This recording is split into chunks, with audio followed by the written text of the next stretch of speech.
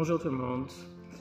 Bon, je me présente, Sébastien Fischmeister.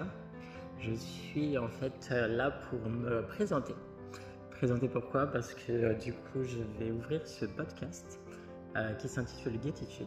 Et en fait, afin de pouvoir faire connaissance, j'aimerais déjà vous parler un petit peu de moi, donner une petite description.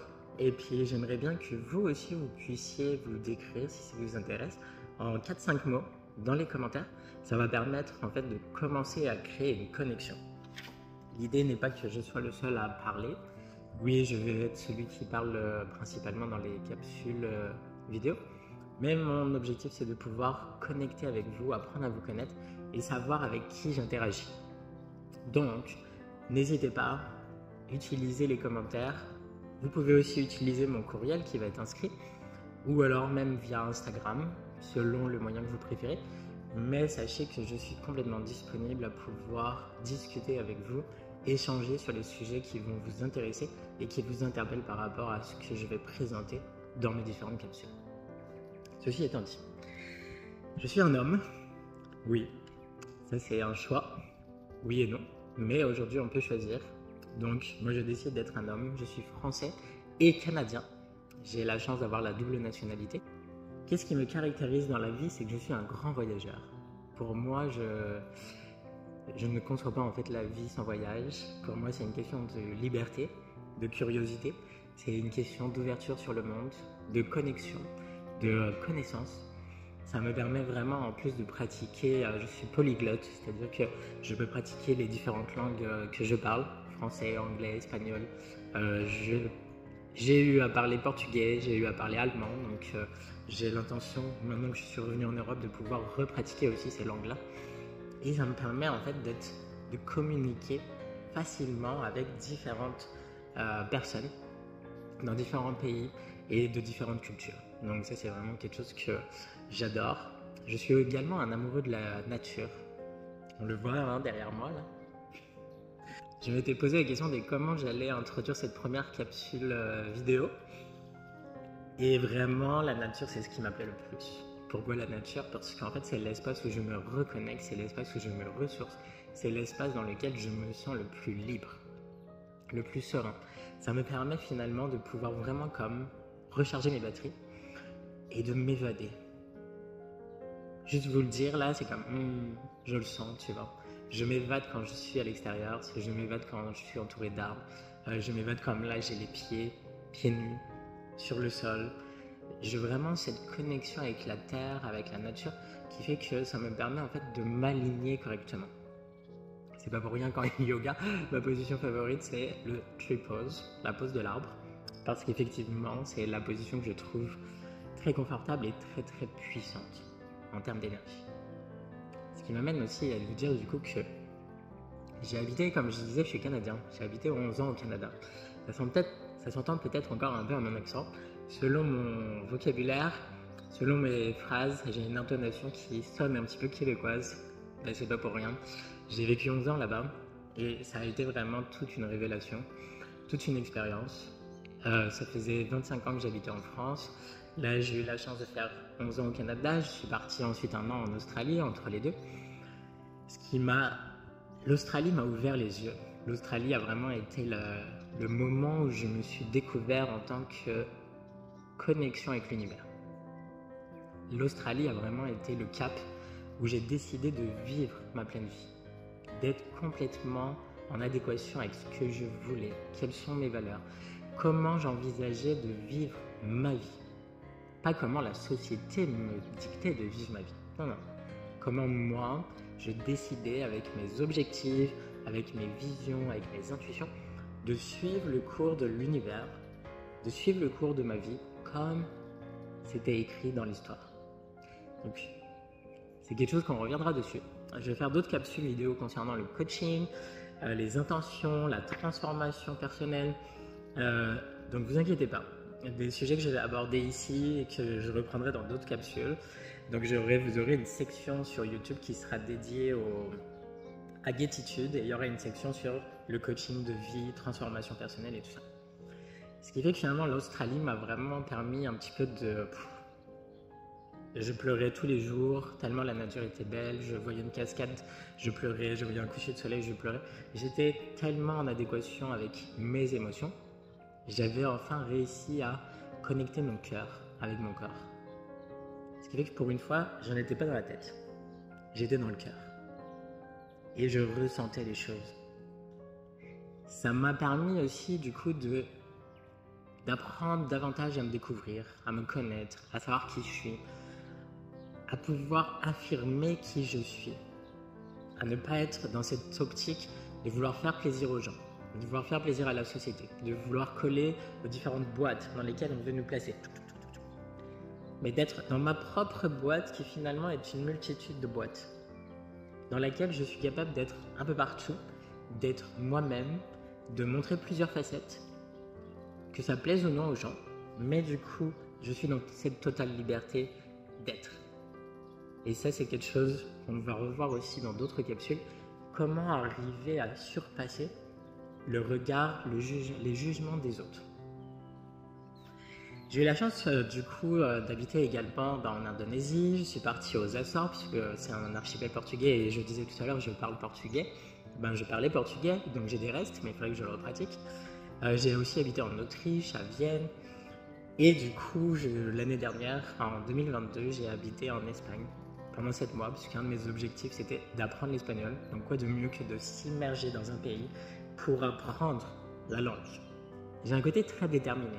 J'ai un côté où je prends des risques. J'ai un côté où je n'ai pas peur, en fait, de l'inconnu. C'est quelque chose que j'ai développé avec le temps. Moi qui planifiais toutes mes vacances sur un tableau Excel, imaginez bien qu'il y a eu un travail de fond qui a été fait. Je n'ai pas découvert en me levant un matin et en me disant tiens, si j'allais visiter un pays et en arrivant à l'aéroport sans savoir où j'allais dormir le soir. Donc j'ai ce côté aventurier qui était enfoui en moi et qui finalement s'est développé. Je l'ai développé grâce à l'accompagnement d'un coach fantastique que j'avais à Montréal au Québec. Et il m'a permis d'aller chercher ce côté qui n'a plus peur de rien, vit pleinement sa vie, ce qui m'a permis de vivre dans tous ces pays que je vous indique et qui m'ont permis à chaque fois de me découvrir, à chaque fois d'ouvrir des opportunités, avoir des portes, des possibilités, des rencontres incroyables. Des choses que je n'aurais jamais eues si j'étais resté dans ma vie, dans ma ville, avec les gens que je connais, avec le même travail, la même routine et ainsi de suite. Il en faut pour tous les goûts. Donc il n'y a pas de bien, il n'y a pas de mal, il y a simplement s'écouter, savoir où est-ce qu'on en est rendu en tant que personne et savoir qu'est-ce qu'on a besoin. Moi, ce que j'avais besoin, c'était de dire « je suis gay ». Est-ce que j'ai vraiment besoin de le dire? Non. Est-ce que ça se voit forcément? Ça dépend des gens. En fait, tous mes voyages, toute la liberté que j'ai, la liberté d'affirmer que je suis gay sans en avoir honte, la liberté d'affirmer que je suis gay, mais ce n'est pas ma représentation en tant que personne. Vous avez vu là, depuis à peu près 8 minutes, je me présente et je n'ai jamais indiqué que j'étais gay. Gay, pour moi, ce n'est pas qui je suis. Ça fait partie de qui je suis. Donc pour moi, ce côté-là, c'est simplement ma vie sexuelle, mes préférences en termes de goût, physique, de personnes que je vais rencontrer, avec qui je vais avoir des rapports sexuels, avec qui je vais vouloir créer peut-être un bout de vie, un chemin de vie. Ça fait partie de ma zone privée. Cette zone privée, je la partage avec mes amis, j'ai aucun problème avec ça. Je la partage des fois avec des inconnus qui me posent plein de questions. Faut être honnête, je suis un peu comme le guide touristique, tu sais, la personne qu'on rencontre dans la rue et on dit « Hey, vous savez où est-ce que se trouve tel monument dans la ville ?» Et on peut me poser aussi « Ah, mais ils font quoi les gays dans la vie? Comment ça fait quand ils ont sexe? Puis c'est quoi un top? C'est quoi un bottom passif-actif ?» Et finalement, je pense que cette liberté de m'exprimer, cette liberté de communiquer librement sur qui je suis, amène les gens à m'avoir posé beaucoup de questions. Mes amis qui sont hétéros, des fois des amis gays parce que je m'exprime sur des sujets que j'aborderai avec vous parce que l'objectif c'est d'être totalement transparent, d'être le plus authentique possible, essayer de ne pas avoir de tabou. L'objectif de ce podcast Gaititude, c'est de pouvoir aborder tous les sujets sans retenue. Je ne dis pas que je suis un expert dans tous les sujets, loin de là, loin de moi cette idée. Je sais l'expérience que j'ai, je sais les connaissances que j'ai. Je sais comment est-ce que je veux arriver à mélanger les aspects coaching et les aspects de ma vie gay pour pouvoir transmettre. On m'a posé un tas de questions au cours de ma vie et j'ai comme initié, j'ai comme informé différents types de personnes sur ça veut dire quoi être gay. Qu'est-ce que gay signifie aujourd'hui? Mais c'est quoi les rapports gays? Ah, ça se passe comme ça en fait dans les relations gays. Sachant que on est tous différents. Donc tout le monde a une expérience différente. Tout le monde a des apprentissages différents. Ce qui va être important, c'est de pouvoir raisonner en termes de vous en tant que personne, la vie dans laquelle vous êtes présentement, les situations dans lesquelles vous êtes, comment est-ce que vous pouvez vous y retrouver? Qu'est-ce que cela signifie pour vous?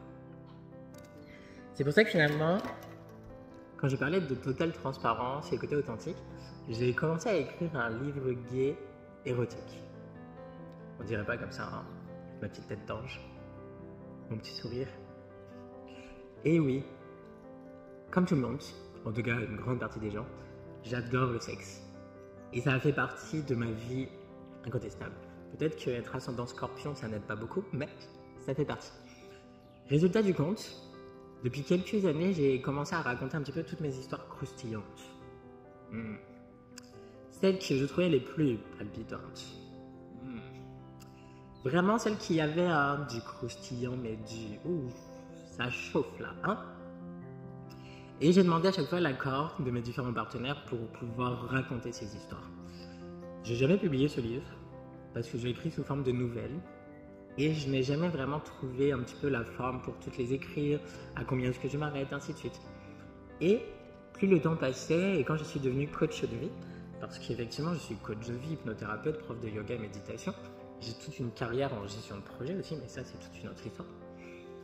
Et bien je me suis rendu compte que je pourrais mélanger à un moment donné le coaching et la vie, l'esprit gay. Et j'en avais vraiment envie parce que je veux pouvoir partager, je veux pouvoir communiquer, je veux pouvoir informer sur ce que je fais en tout cas. Et je veux pouvoir aider les gens, c'est-à-dire aider ceux qui se posent des questions, ceux qui se révèlent être gays, les hétéros qui des fois ont le goût d'aller un petit peu voir ce qui se passe ailleurs, parce qu'il y a une attirance, il y a des incompréhensions.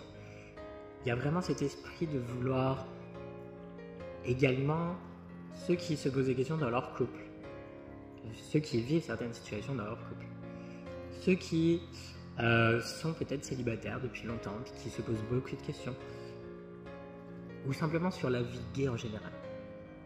Parce qu'effectivement, il y a quand même tout un schéma qui peut devenir très vite toxique. Et ça, c'est quelque chose sur lequel, moi, personnellement, j'ai pris du recul. J'ai pris mes distances parce que j'ai choisi un mode de vie qui me convient, qui est sain, qui est équilibré.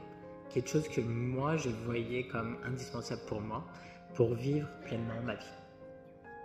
Donc, ce podcast, c'est un petit peu son intention.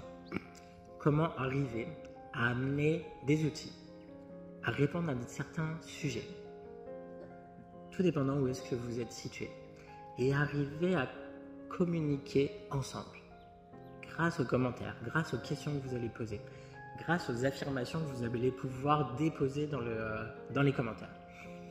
Ça va être très intéressant de le faire vivre, parce que l'objectif, comme je disais encore une fois tout à l'heure, c'est que je n'ai pas la science infuse. Je ne sais pas tout.